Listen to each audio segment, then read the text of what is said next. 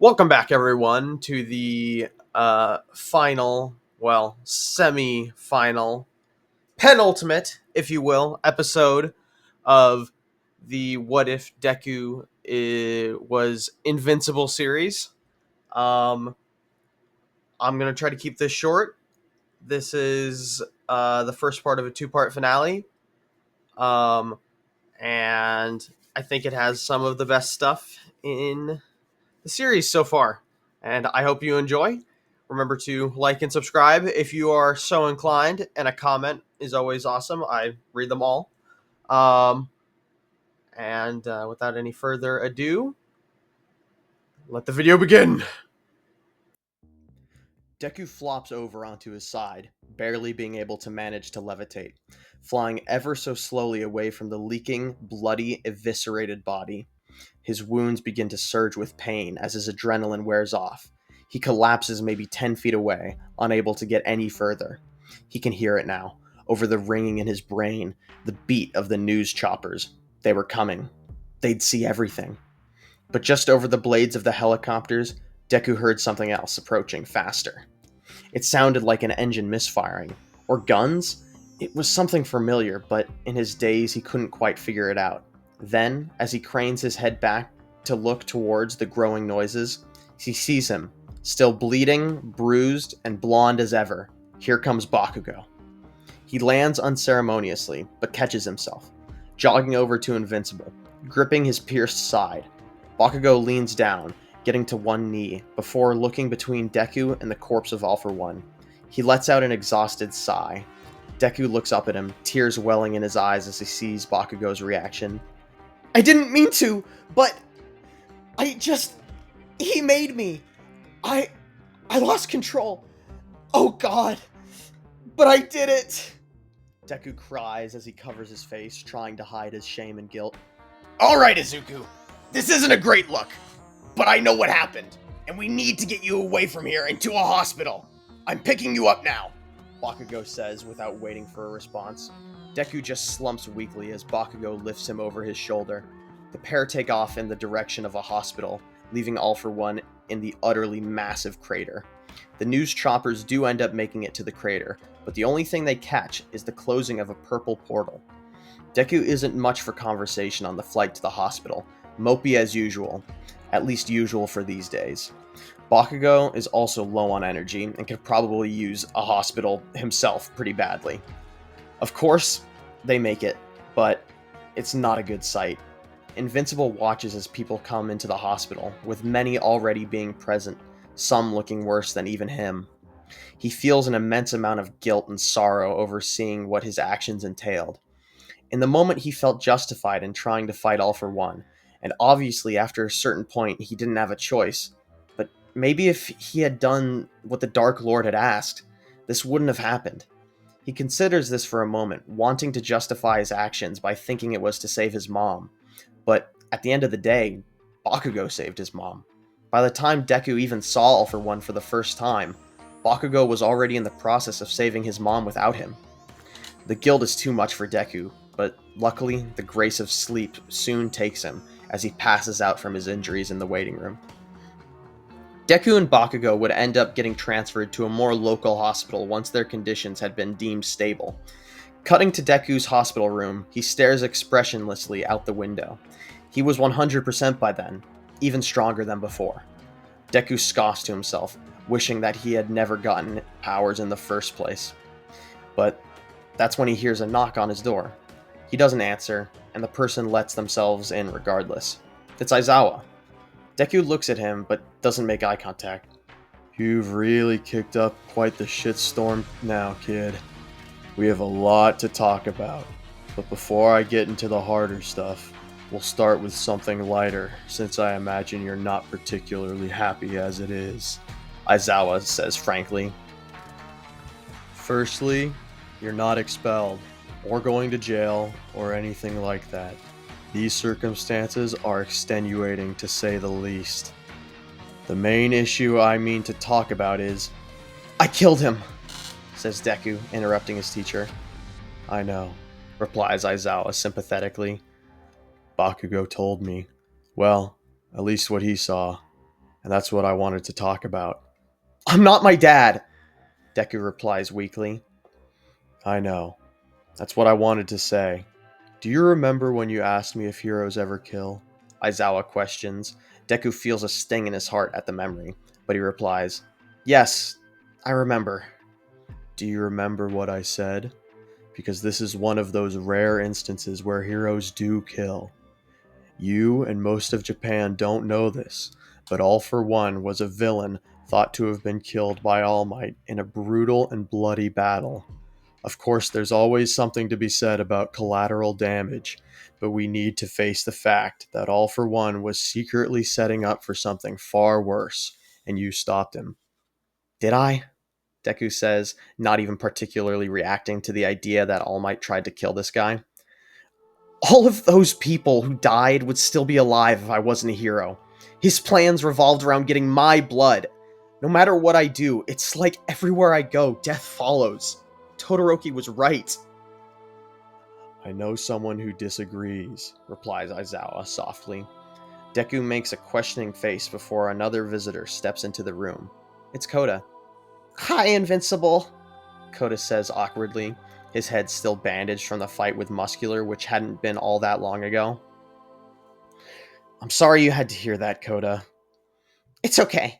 I never liked it when people sugar-coated things anyway. Koda is here to thank you, Izuku. Thank me? Of course I'm here to thank you, you idiot! You saved my life and almost died trying. I needed you more than anyone else in the world, and you were there. I was saved, and now I understand why you're a hero. It's not about you. It's about everyone else. I don't care what anyone else says. I would be dead without you. And so would have so many other people if you had never become a hero. You're my hero, Invincible, Koda says. This leaves Deku speechless. Koda looks down at the ground and shuffles awkwardly before saying, Thank you, again, and leaving. Listen, kid, we're in the real world. Normally, it takes years before heroes are exposed to all the messed up stuff like this, and that's all been put on you at such a young age. But Deku, I've seen that your will, determination, and heart really are invincible. Of course, we always want to strive to reduce damage, but these threats are paramount to nuclear conflicts. It's clear that, like it or not, villainy has grown in its strength just as heroes have, and that's the unfortunate truth about life. We need strong people like you, Deku.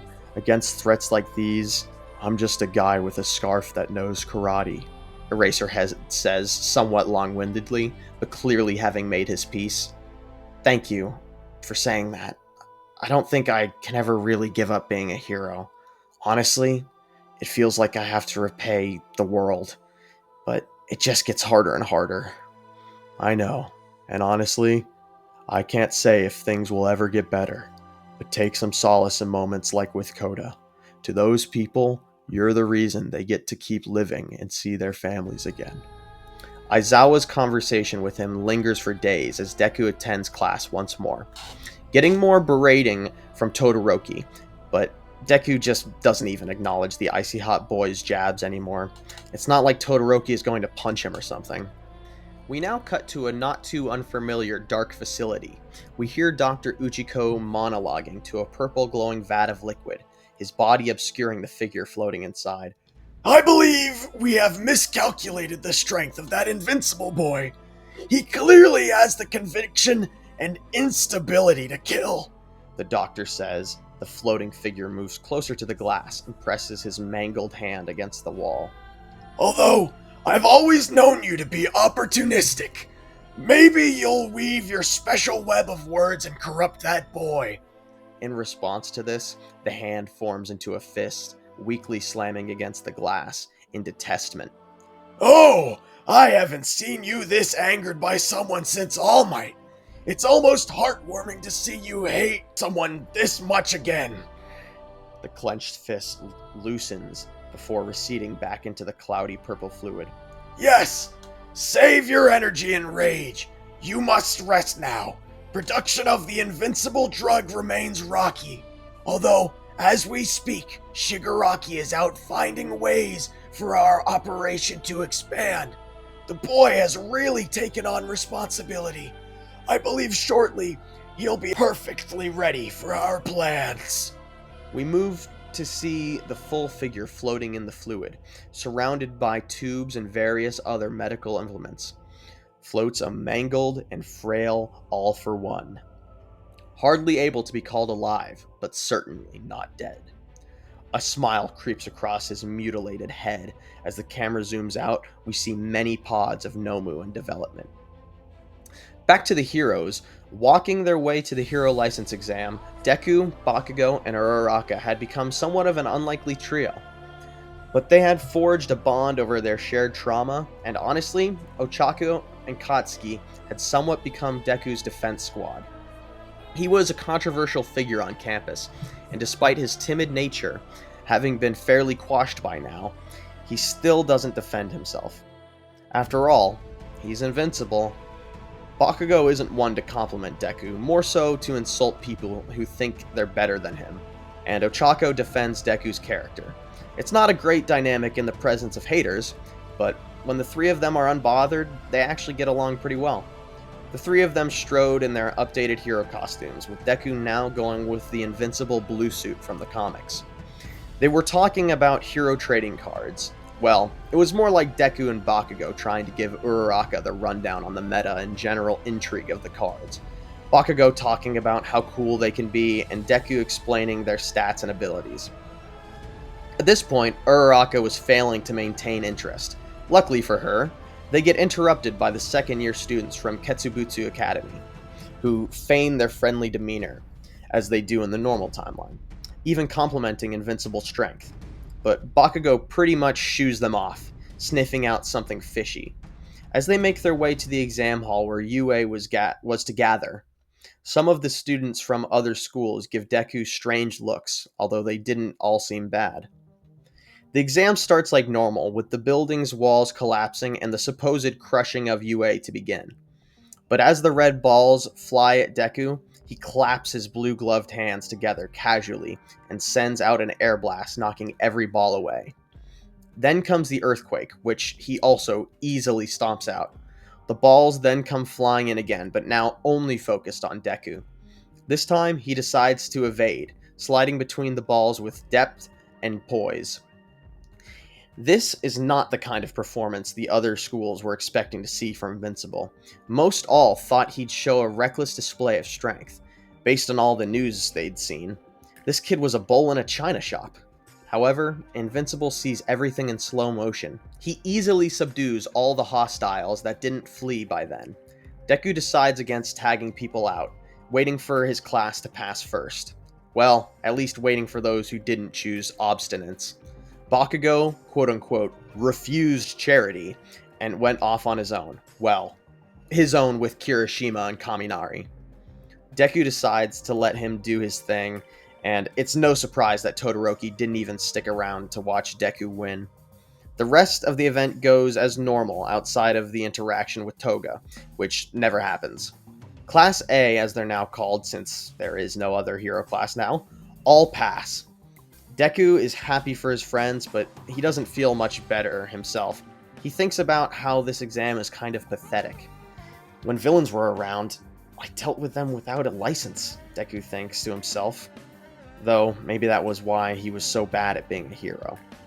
He doesn't have much time to think about this as the next part of the exam begins. Deku easily saves people from buildings, although some are somewhat frightened as he rips off roofs and tears walls aside.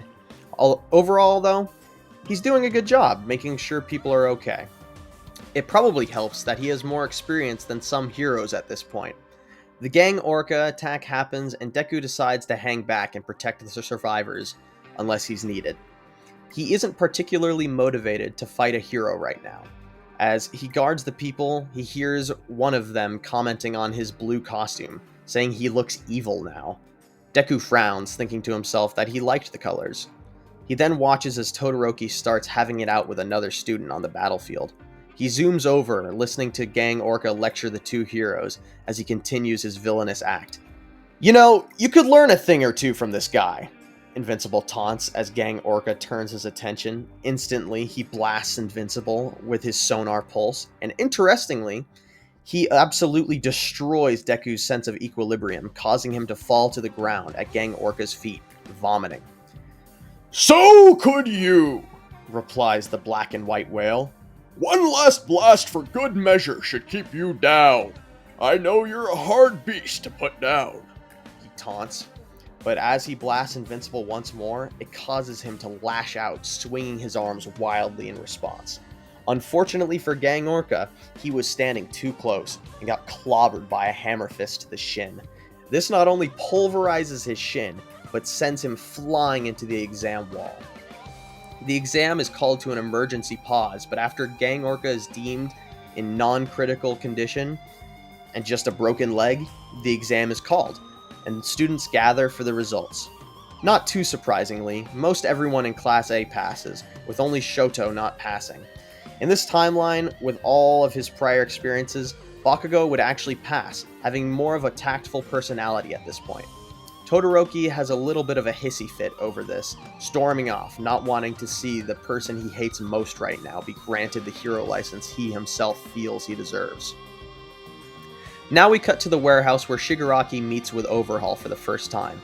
However, this time he brings a gift. Shigaraki knows about Chisaki's quirk drug empire, so he brings an appropriate gift: 5 vials of the stable Invincible drug formula used on Muscular. Shigaraki explains that without All for One, they can't make more, but with Overhaul, it might be possible. Ultimately, things would go down similarly to how they did in the manga, just without much violence before the alliance forms. Cutting back to UA, now is when we'd be introduced to the big 3. Well, there's only really the big 2 now, as Nejire would have been actually killed during Omni-Man's attack. Mirio would challenge the entirety of Class A, just as he did in the manga, excluding Invincible. Deku could care less, he's not looking to make more people angry. Of course, Mirio absolutely wouldn't have been able to beat Invincible. Remember what Omni-Man did to Green Ghost? Obviously Deku wouldn't do that, but Mirio just wouldn't have a way of hurting Invincible, even if Deku couldn't land a hit on him. The timeline goes somewhat similar to the normal one, with Deku wanting to intern with Mirio, and despite Night Eye not being alive, Mirio's still on the Overhaul case. Call it fate. Simultaneously, Kirishima is with Fat Gum, and is chasing after that guy with the knife quirk. Things play out as they normally would, except when the villain goes to dose himself with the quirk-enhancing drug, something horrific happens. His muscles begin to pulse. Instead of making his quirk stronger, he gains unbelievable strength. Red Riot is forced into his unbreakable mode, but this time, when he's punched, he can feel himself cracking. This guy's strength is unbelievable, but he just keeps growing in muscle mass. Kirishima realizes that he just won't stop growing, and his strength keeps going up. So he doesn't have long before this guy is out of control. Kirishima gives one last push, slamming into the villain and tackling him out of the range of the bystanders. In the last 2 seconds of his unbreakable form, the villain actually completely explodes, launching chunks of viscera all over the place, definitely being somewhat traumatic for Kirishima, but unfortunately, not something he hasn't already seen before. Death, that is. Although, he's confused about the drug that the man took. When talking to Fat Gum and the police about it, they too had never heard of a drug that doesn't target a quirk, and especially not one that makes the user explode from muscle growth. Cutting back to Deku and Mirio, they're walking on patrol, talking about being heroes and such. Mirio starts talking about his weird powers and that he has to have super fine control over it, or else it's completely useless. My powers are the opposite, Deku says. What? Of useless? Well, thanks for the encouragement, Mirio teases. No, not that. I mean that I need to be so careful. Even the slightest misstep or someone might get hurt, Deku says darkly. Bit of a Debbie Downer, aren't we? Mirio continues to joke. Wouldn't you be too? Asks Deku plainly. Of course not, Mirio says instantaneously. I guess that was a stupid question then, Deku says as he looks down an alleyway, his black goggles reflecting the light of the sun. He sees a girl running over to him. It's Eri. She'd have her whole interaction of trying to be saved by the pair, and as Deku readies himself to destroy Chisaki, Mirio keeps him back. Invincible second-guesses his instincts, as the third year advises him to keep a cool head. As the villain walks off with the girl, Deku turns to Mirio enraged. That was Chisaki, and as much as we'd love to capture him, we need to take down his whole operation, not just a part of it, Mirio explains. Who cares about that? What about the little girl? She was covered in bandages and wasn't even wearing any shoes, wearing nothing but rags, running away from who we know to be a villain. Does that sit right with you? Deku asks, grabbing Mirio's collar, which he allows Invincible to do, knowing he won't hurt him. No, it doesn't. But we need to look past our feelings and see the bigger picture, Mirio replies sadly. Deku flinches hearing those words. Do you know who the last person was who told me to look at the bigger picture? Asks Invincible somewhat menacingly. I know. I was there. All three of us were, Mirio says, uncharacteristically sadly, thinking about Nejire. Where do we draw the line? Where do we say the ends justify the means? Deku asks petulantly. I don't know. I think sometimes we as heroes need to ride the tightrope of morality and the greater good constantly. And it's our ability to make those decisions in the moments they matter most that make a true hero great. And no one can ever know if they made the right decision in the moment. But that's the responsibility of a hero. Not every situation can have the same rule set applied to it, Mirio says fairly inspiringly. Deku remains silent, thinking about what Mirio said. As the raid to the Shihasaikai approaches, Deku and Mirio can feel their growing angst about leaving Eri behind, to the point where even Mirio regrets not saving her. But eventually, the raid would come, and Deku just absolutely flies through every opponent in his way. He doesn't care about fighting anyone other than Chisaki. He flies through the maze-like tunnels, smashing through every wall that Joy Aranaka tries to form, before eventually he'd find himself face to face with Overhaul. Having seen Invincible on the news, Chisaki knows he doesn't have a chance at beating Invincible as it stands, so he threatens to harm Eri if Invincible moves. He then reaches to the ground, completely overhauling the entire arena around them, opening the roof, where Rakia falls down, beaten by the dragon hero. The member of the 8 Bullets would actually fall onto the rising platform Eri and Chisaki were on, causing Chisaki to lose his grip on Eri, and before he knew it, Invincible had flown up in the blink of an eye, grabbed Eri, and moved out of Overhaul's reach. Deku flies down, where he sees Mirio arriving, and Deku hands Eri off to Togata. Overhaul, realizing he's lost his leverage, and knowing what Invincible did to All For One, starts getting desperate. He reaches into his jacket and pulls out one of the 5 perfected vials of the Invincible formula, and sticks himself with it, before going to absorb Rakia. This results in an absolutely colossal creature rising from the tunnels. Invincible actually gets blown back from the shockwave of Chisaki's rapid expansion. When he's able to make his way to the surface, he sees him. He looks somewhat similar to the giant from Invincible, but more pale purple than orange, and with more features that Overhaul is known for, like the mask. Invincible flies at Overhaul at Mach speeds before he gets slapped out of the air and into the ground, causing massive damage. Invincible looks around. They're still in the restricted area of the Shihasaikai base raid, but he needs to deal with this fast or else people will get hurt again. Invincible recovers quickly before Chisaki is able to stomp on him. Then he flies directly up, both arms outstretched, and uppercuts the giant, before flying into the back of his knee, causing it to buckle. Chisaki is able to heal the more massive damage Invincible is doing. Deku flies up in the sky as Chisaki is recovering from toppling over. Invincible crashes into the back of his head, slamming Overhaul back into the ground. At this point, Eri's quirk is starting to go nuts with her emotions, and Mirio and Aizawa make their way up to see Deku standing atop the knocked out Overhaul. Eri jumps from Mirio's hands as the boy collapses from the exhaustion her quirk caused, running toward Overhaul, before rewinding him with her quirk. Chisaki gets completely rewound, with even the bottle labeled Invincible falling from his hand now. Full once more. Invincible sees this, recognizing the serum from what All for One had told him. He utterly loses it, grabbing the barely conscious Chisaki by the throat and flying him up. Chisaki reaches to grab Invincible, but his hand gets parried violently and shattered by the force, before Invincible begins to clamp down his grip on Chisaki's vulnerable neck. Where did you get this? Deku yells furiously, holding up the vial.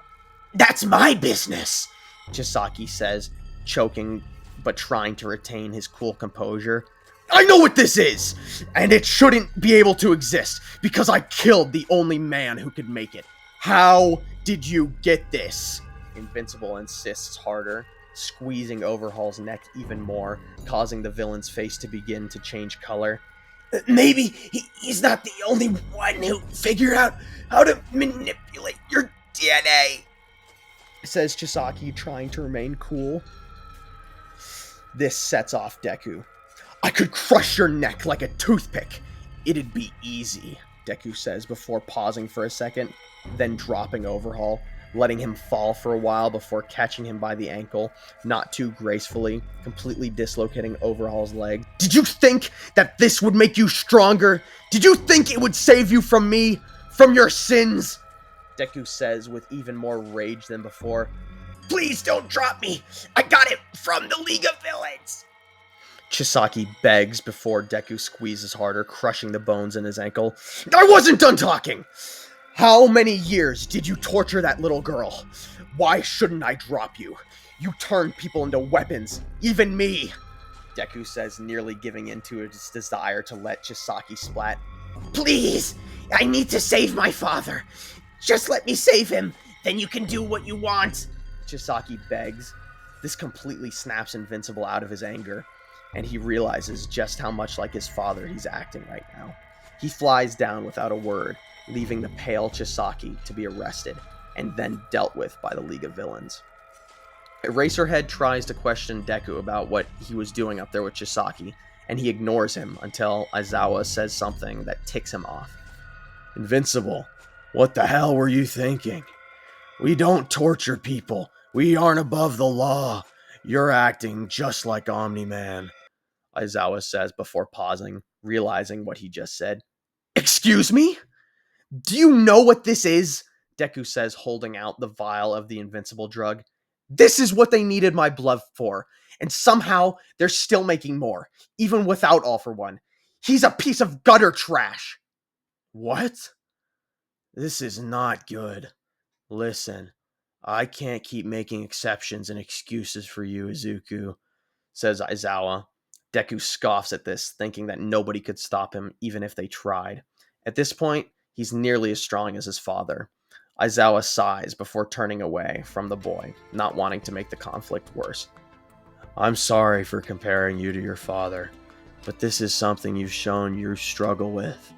Sometimes, for your own sake, it's best to let others handle it. Just like All Might handled All for One, Deku says antagonizingly before flying off indignantly. After this incident, there isn't anything major that goes on for Deku for some time now. Several months pass, with the school festival going by, although notably during the joint training arc, which was just a normal training arc considering there is only one class, Deku was actually hurt by Jiro.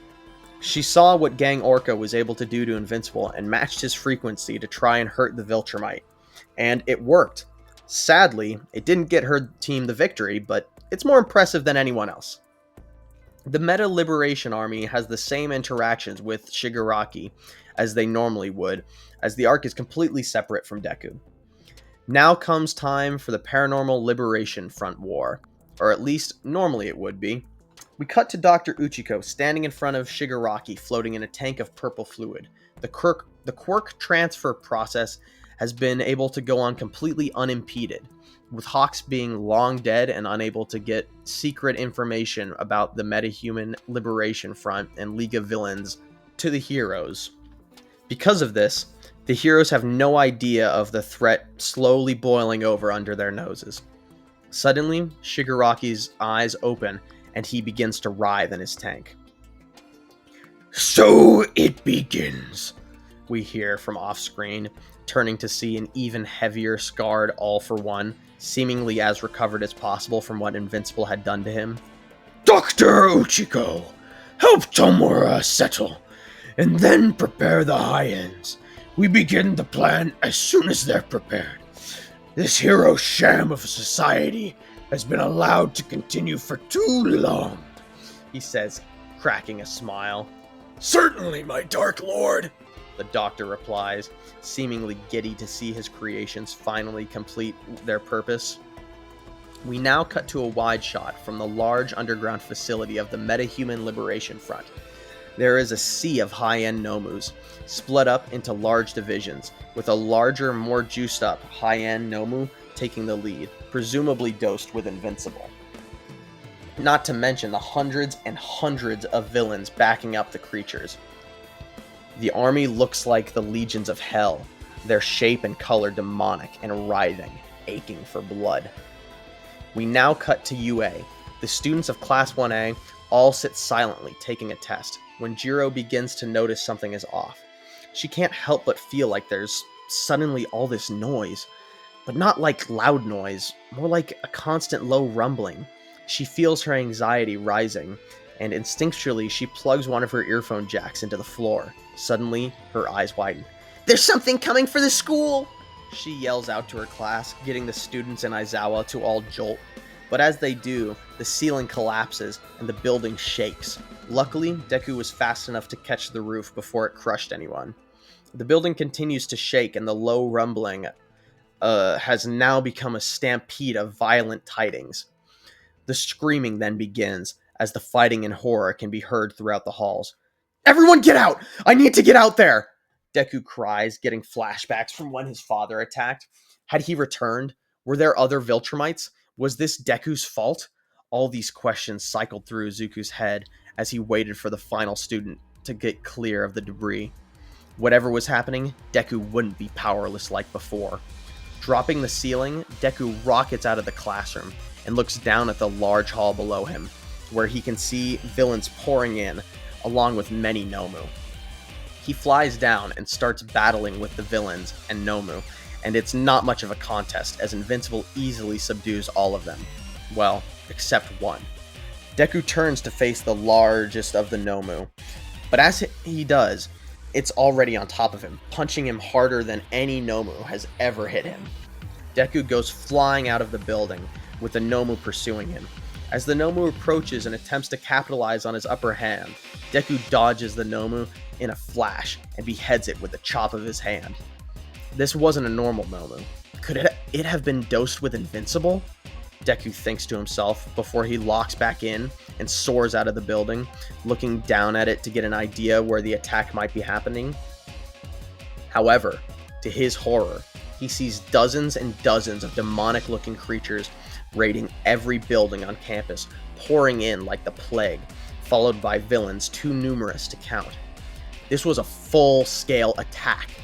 The UA walls had been completely taken down, and a giant monster raged through one of the buildings. Seeing the giant creature, Deku, filled with determination, sticks out both his arms and jets towards it. Getting closer, it's clear that the creature is Gigantomachia, although the monster now has a blue-purple hue to him. But Deku wouldn't know this is abnormal for the monster, considering they've never met. Deku flies directly into Machia's back, just as the giant is going to swing his arms down on some helpless students. This would send the ogre flying forward, crashing headfirst into the ground. Before Deku could even react, he gets blindsided by one of the juiced-up high ends. It leaps into the air, grabbing onto Deku and trying to rip his head off. Deku starts falling to the ground, but he's able to get his bearings, crossing his arms and then scissor chopping the Nomu violently, leaving its entrails falling to the ground. Deku whips his head around, and there are just so many Nomu. And not even just that, but the villains too. Deku begins trying to take them out, one by one, as fast as possible. but every time he knocks out one, he hears more screaming and then silence from his fellow students. Not to mention the fact that the amount of force he has to use on the Nomu is completely different from the villains. He's holding back and doesn't want to accidentally take off someone's head. No matter how fast he goes, he just can't save enough people. Then Makia gets up and, enraged, points all his aggression at Deku, slamming his fist down on the boy. With the high ends joining in, they manage to draw blood from Deku, overwhelming him as they continue their barrage. We now cut to Ochako and Froppy. They're currently making their way through the school, trying to find as many of their classmates as possible and make it out. Oh god! It's just like when Omni-Man attacked all over again! I don't know if I can handle it! Ochako says to Froppy, hyperventilating.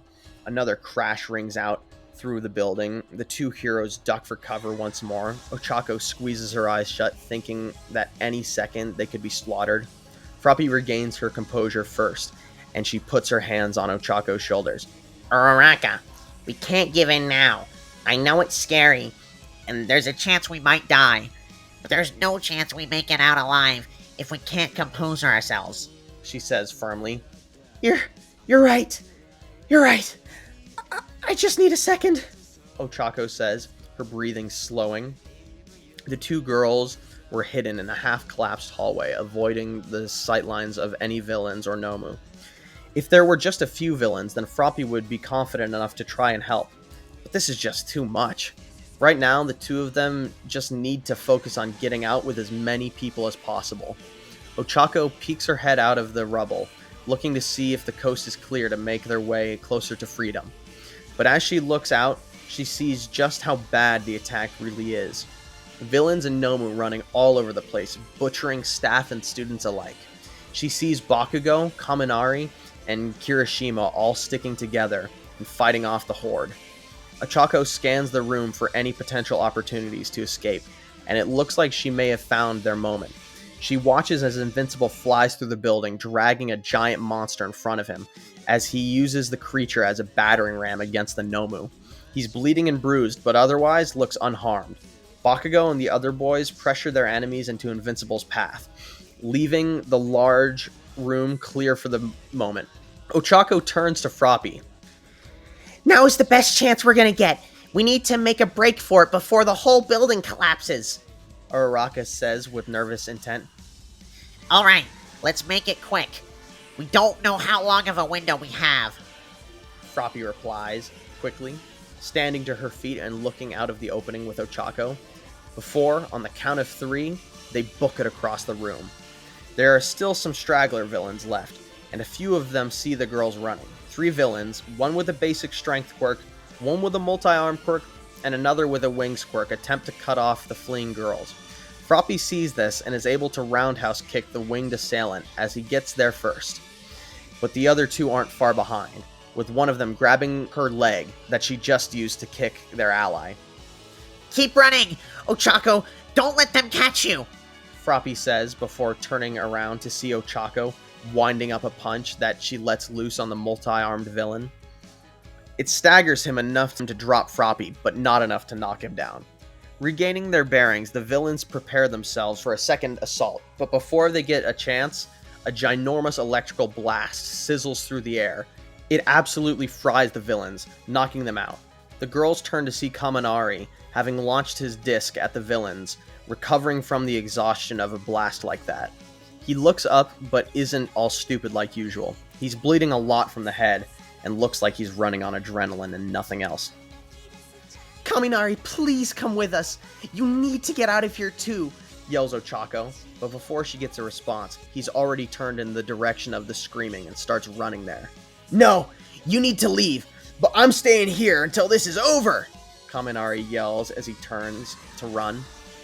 The girls look around the room once more as Bakugo and Kirishima seem to have won their fights and are now doing the same, making their way closer to the violence. The 2 girls once again turn to each other, then attempt to make their way out once more.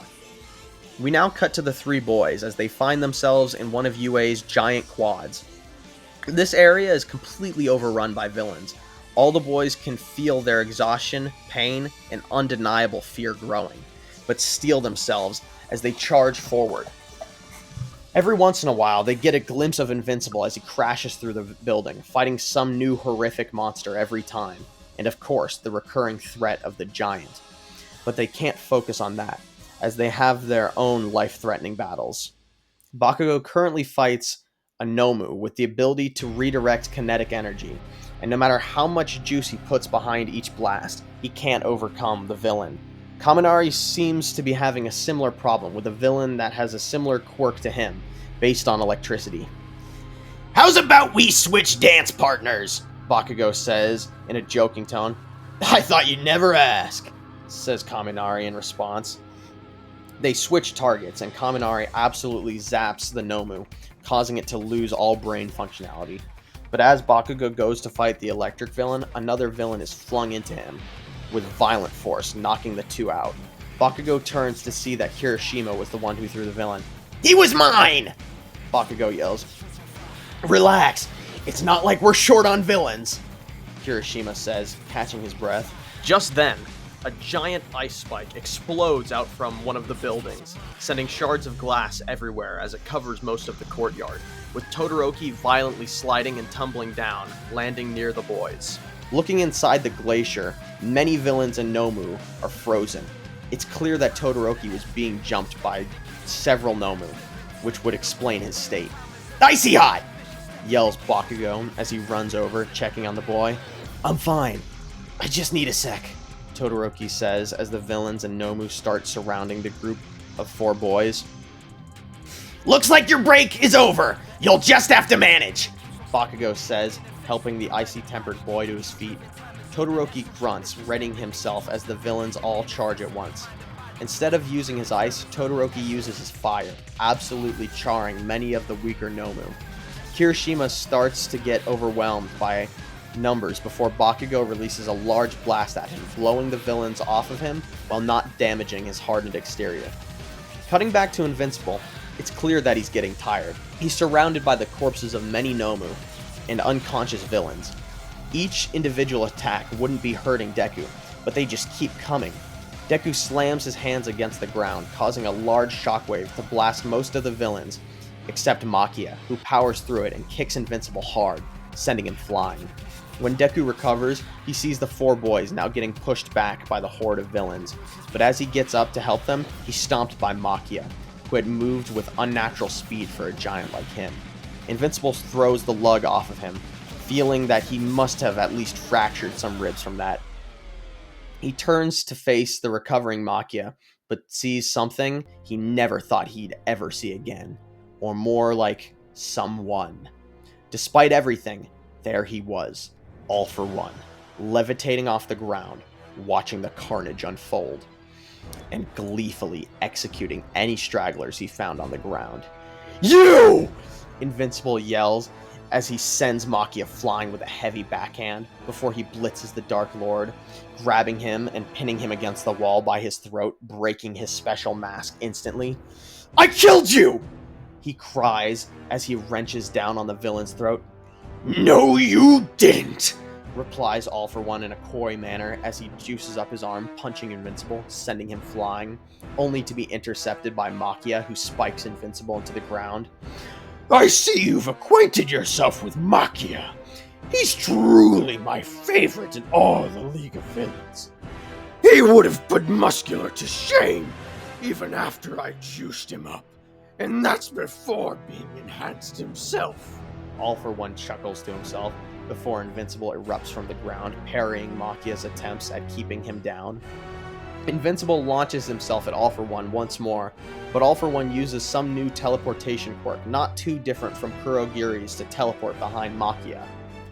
As much as I would love a rematch of our last bout, I think Makia is just itching to put you down.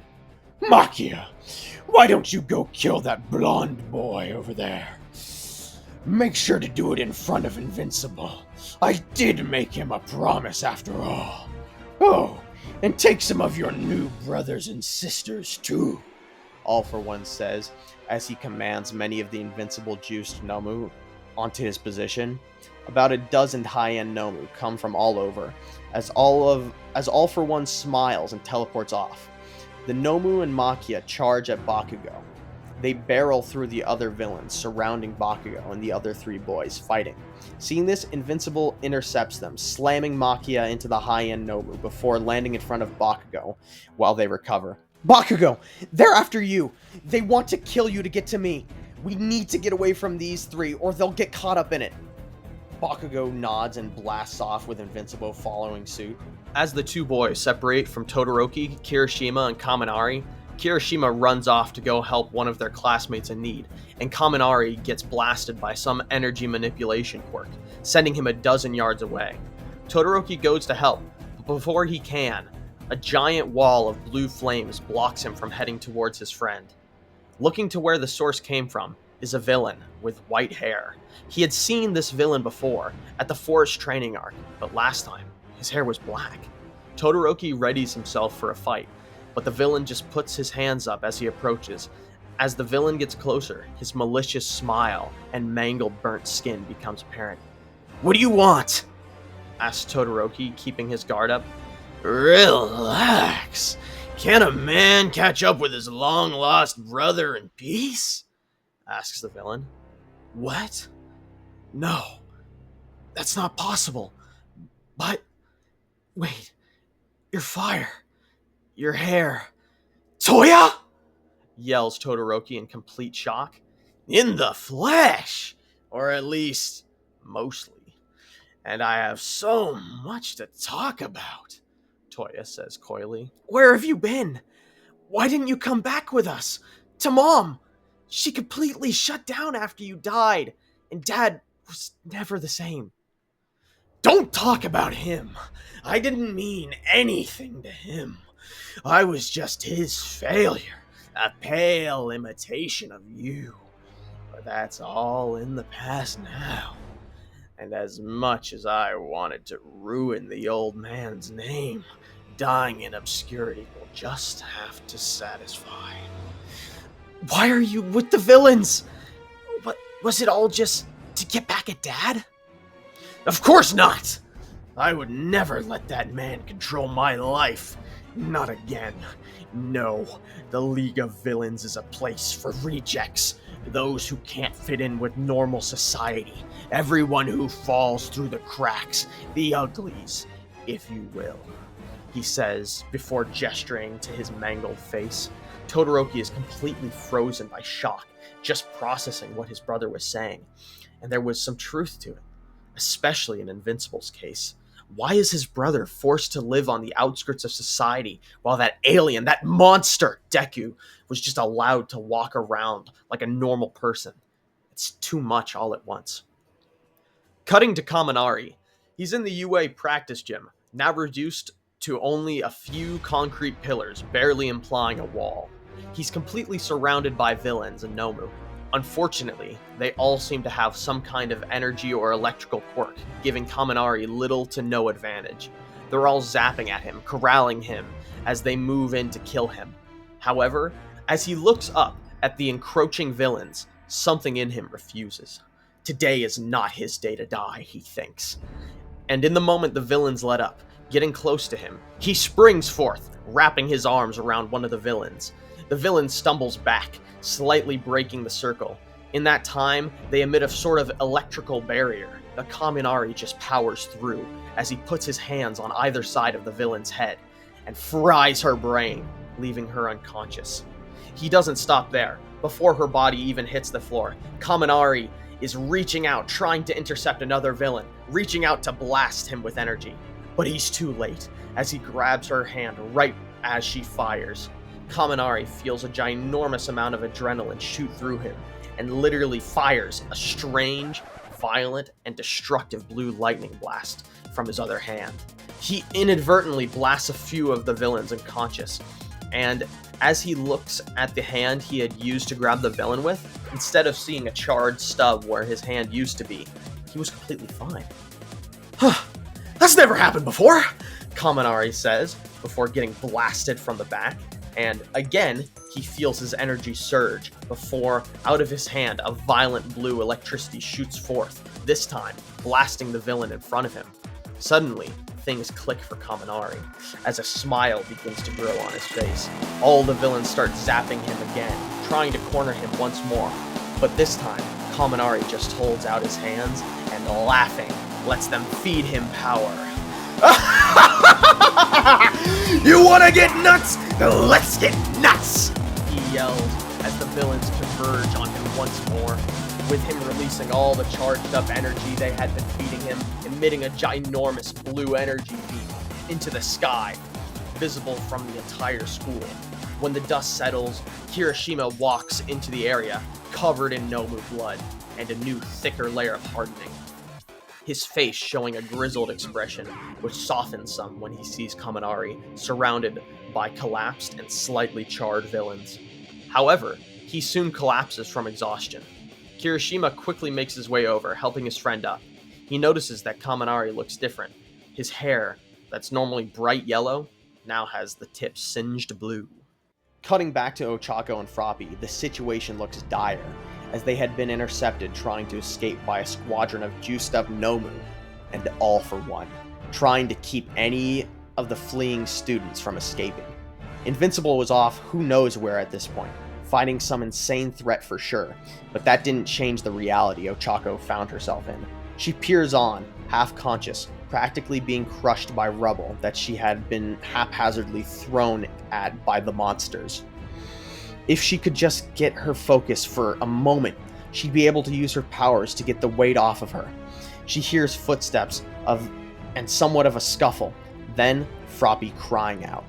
Ochako's focus comes to her in a moment of adrenaline as her fingertips make contact with a large concrete hunk of rubble sitting on top of her gut and right leg. She gasps for air as she tumbles out of the debris.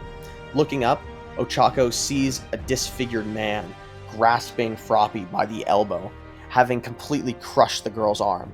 The horrid man caresses Froppy's cheek before whispering something inaudible to her and clasping his ginormous hand around her head. Ochako feels her heart racing. All she can see is flashbacks to when Ida fell off the railing and when Omni-Man crushed his head. She had felt just like this, powerless, scared, and even enraged, maybe at her own weakness, and definitely towards Omni-Man. She bolted for the man, slamming her body into him, but it did absolutely nothing. All for One turned to face the girl in front of him. Perplexed, he cocks his head. Don't be in such a rush, girlie. You'll get your turn soon enough, he says with malice in his voice. Let her go! Ochako screams as she pounds on the man with her fists, but he doesn't even react. Froppy struggles to get free, but in an instant, with a horrid noise, her head is crushed, blood spraying over Ochako. Her limp and lifeless body falls to the ground. Ochako screams out. She can't take the thought of being so weak and powerless, rejecting the idea entirely, unable to save even her friend right in front of her. All for One chuckles, seeing this as he wordlessly reaches for Uraraka as well.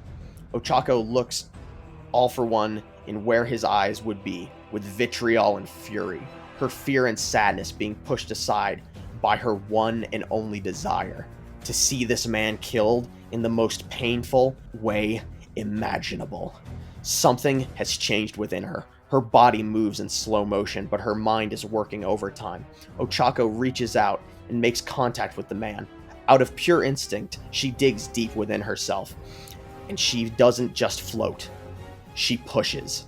Suddenly, and without warning, All for One is blown back at such speeds, it's like he was shot by a railgun, almost being pulled. However, it's not just him, it's the air around him, too. Everything around him, leaving a vacuum behind. Time snaps back to normal for Ochako, and she gets insane vertigo. Unlike any she's had before, she falls to the ground. She can hear people yell out to her. It's Kaminari and Kirishima. The pair of boys arrive next to the girl. Kirishima asks if Ochako is alright, while Kaminari looks at the now dead Froppy laying beside her.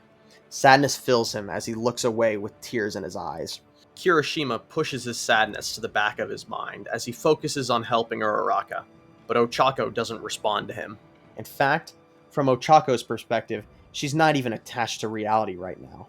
Her mind feels like it's expanding infinitely, and like she can feel and touch all. Not just physical things, but time and light. Nothing is making sense, and from her perspective, she might as well have smoked Bufo. Cutting to All for One, we see him reeling, having been thrown genuine miles before the effect wore off. He had no idea anyone at UA had a quirk like that, especially not that girl. Ochako Uraraka. He thinks to himself with spite. His list of high schoolers to kill keeps growing every day. As far as he knew, all she had was a zero-gravity quirk, not some insane almighty pull and push ability. She must have awoken her quirk, thinks All for One. All for One grits his teeth into a smile, now desiring to steal Ochako's quirk. But first, he wants to check in on Makia. He opens a portal, and while walking through, he puts a hand to an ear device and asks for a status update. And he smiles villainously as he gets his response. Mission success. All of Japan's top hero schools have been completely reduced to rubble, and all major prisons in the country have been jailbroken. Truly, this is the end of hero society.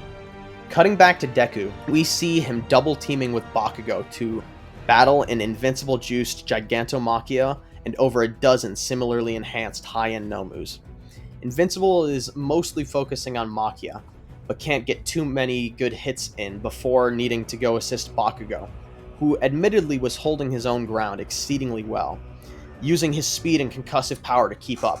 But after a fairly even back and forth with Invincible and Bakugo seemingly making ground against the high ends, dispatching 5 of them, Invincible is hit hard by Machia while trying to protect Bakugo. He can feel the exhaustion wearing on him, the constant fighting, his broken bones, and mental state were not helping. Machia takes this opportunity to capitalize on Invincible being down for a moment, and turns his full attention to Bakugo. Being pinned between the Nomu and Machia, Bakugo uses both of his fully charged gauntlets, facing both of them towards the enemies on either side, setting them off at once. The explosion was spectacular, wiping out most of the rest of the Nomu, only leaving 4 or so, all heavily injured and overtaxed on their super regeneration. Invincible looks up, relieved, thankful Bakugo was able to handle himself, as he probably wouldn't have been able to get up for a minute. But suddenly, out of the smoke emerges a blackened and blistered arm and hand. The smoke clears, and there stands a heavily burnt Machia. His entire right arm, side of his face, and upper body had been completely charred, with some skin even melting off. The hand wraps around Bakugo before Machia lets out a thunderous yell. Then, out of nowhere, All for One walks through a portal between Machia and Invincible. Good job, Machia. You've really impressed me. All for One compliments. Although, I do believe there's a certain promise to our dear friend Invincible here that I have yet to make good on. Kill the boy. All for One says with a grin. Used up explosions! No more fire! Machia screams into Bakugo's face, tightening his grip, squeezing the boy hard enough to crack ribs. Bakugo yells out in agony.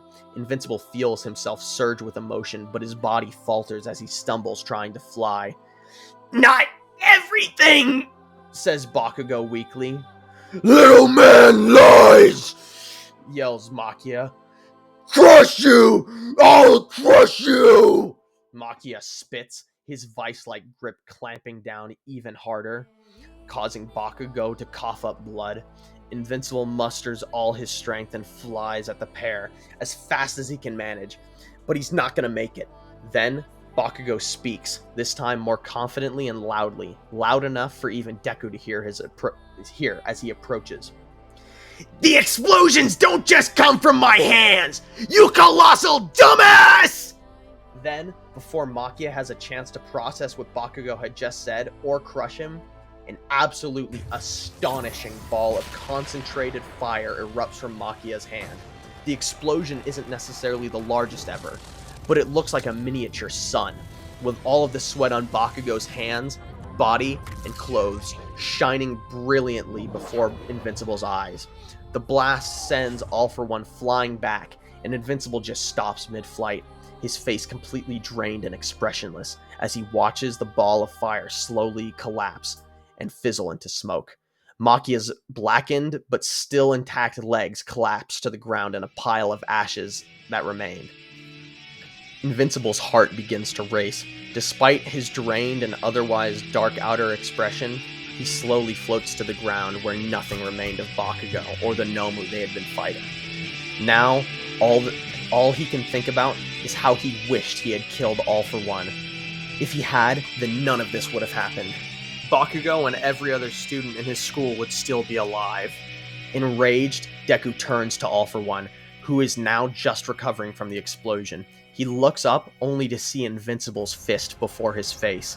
The blast from the punch reverberates across UA, and it sends All For One completely away from the school, to the edge of the atmosphere, in an instant.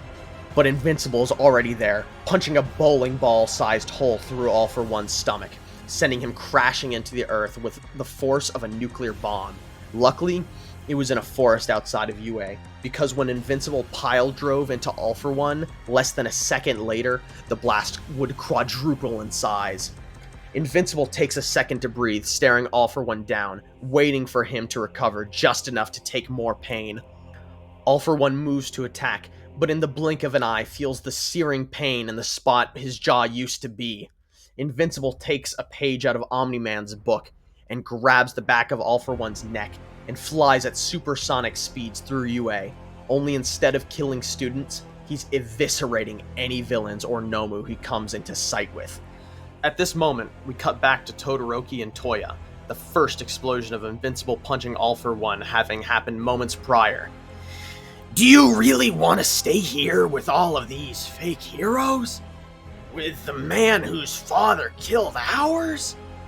Think about it, Shoto. We could be a family again. A new world is coming, and All For One will look upon you kindly. Just take my hand, Toya says, faking a genuine connection. Todoroki is torn. He can't think straight, with all of this new information coming at once and the battle around him. Then he hears a low rumbling, and as he looks around, he sees a trail of blood and body parts flinging through the air, only to look back at his brother, and in an instant, Toya disappears from his life once more. Just like when Omni-Man attacked UA and killed Momo, Invincible eviscerates Dabi, using All For One's body. He is just using All For One as a human battering ram, just liquefying these people. Invincible has completely lost it, the blue in his costume nearly being completely drowned out by the red of blood. By the time Invincible is done flying through UA, there isn't a live villain in sight. The students that remain stand in awe and horror, but also great gratitude and thanks. Invincible had saved them. Now, Invincible finds himself slamming All For One into the side of a mountain before letting up a moment. Is this what you wanted? To push me to the edge? Well, this is it. And I'll make sure you fully experience the consequences! He yells before All For One raises his hand, blasting Invincible back 100 or so feet, not causing any real damage, but putting distance between the two of them. Desperately, All For One reaches through a portal and pulls out a recognizable vial. Invincible flies at All For One, but it's already too late. All For One enhances his strength in his hand, now multiplied by the invincible drug, he's able to catch Deku's punch. Look what you made me do to myself, you brick-headed brat! Hadn't you mutilated me enough already? Yells All For One before slamming Deku into the side of the mountain, causing it to crack and similarly break Deku's left wrist. All For One jumps in the air before slam double hammer fisting his chest, causing the mountain to become more of a crater-topped cliff. Deku can feel the pain surging through him, but the anguish in his heart hurts more. He recovers in a moment and speed blitzes All For One before getting punched in the stomach, only grazing the villain. You know, I wanted to save your death for last, but you are just too inconvenient to leave alive. Although, rest assured, when I'm done here, I'll head right back to that school Kill every student left, and then I'll find your mother and kill her. Only then will your existence have been completely rectified. Invincible stares up at All for One, the look of rage and pure hatred in his eyes burned with the fury of 1,000 suns. I don't care how strong you are. I don't care how fast you are, because I can see the future. You don't live to see tomorrow, Invincible says with such confidence and malice it's palpable. A lovely sentiment, All for One says before he sees Invincible burst forth from the ground. He pumps all his strength multiplier quirks and Invincible strength that he has into his right arm, and Invincible goes to punch. Their fists collide, and the mountain they had been fighting on gets completely flattened, sending a shockwave larger than any nuke across the surrounding forest, heard across the country. The compressive force of their punches has turned the ground below them into molten lava. Invincible looks down at his mangled hand and then charges back at All for One, whose right arm was blown completely off. He's not able to defend himself before Invincible flies in with even more strength, destroying his other hand in the process, but also completely taking off All for One's other arm. Invincible now sits atop All for One, his flesh slowly being seared off by the lava. Deku stares down, enraged beyond imagining, the hot liquid not even phasing him. All for One looks up with sheer terror as he screams in agony, the smell of his burning flesh emanating in the air. Deku yells out in a barbaric rage before, BAM! The first headbutt, then the next, then the next, and then the next! This continues for who knows how long, Deku slamming his head into All for One's before it looked like a fine red paste. Deku collapses, looking back at the body before falling unconscious in the slowly cooling lava. Multiple days pass, and nobody comes to retrieve him. But he doesn't need them. He regenerates, and before he flies off, he looks down at the now charred and maggot-covered corpse of All for One, knowing he's 100% dead this time.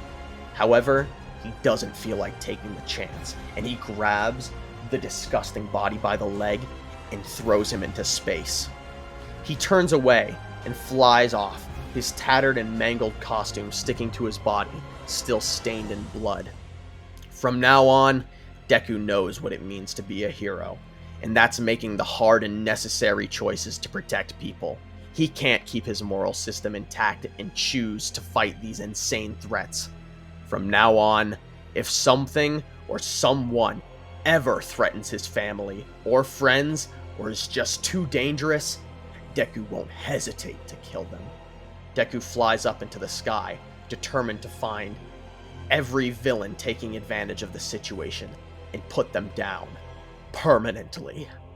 And most importantly, execute Shigaraki and put All for One's organization in the ground for good. Deku soars across the sky at hypersonic speed, making his way through city after city, leaving a trail of bodies in his wake. And that is the end of this part. This was a lot longer than I thought it was going to be.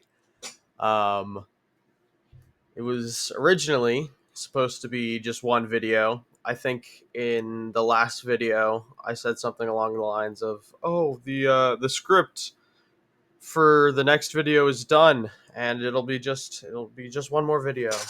Well, that's wrong, because it's going to be two videos. This part and the next part. Yeah, so the script was done, and then it wasn't done, because I was like, I want it to be better. And so I made it better. I hope. And it really is just going to be, a two-part finale. And I hope you guys enjoyed. If you did, then, please give me your support. Please. I need it. I'm starving. I'm starving for support. Not literally. I'm not starving literally.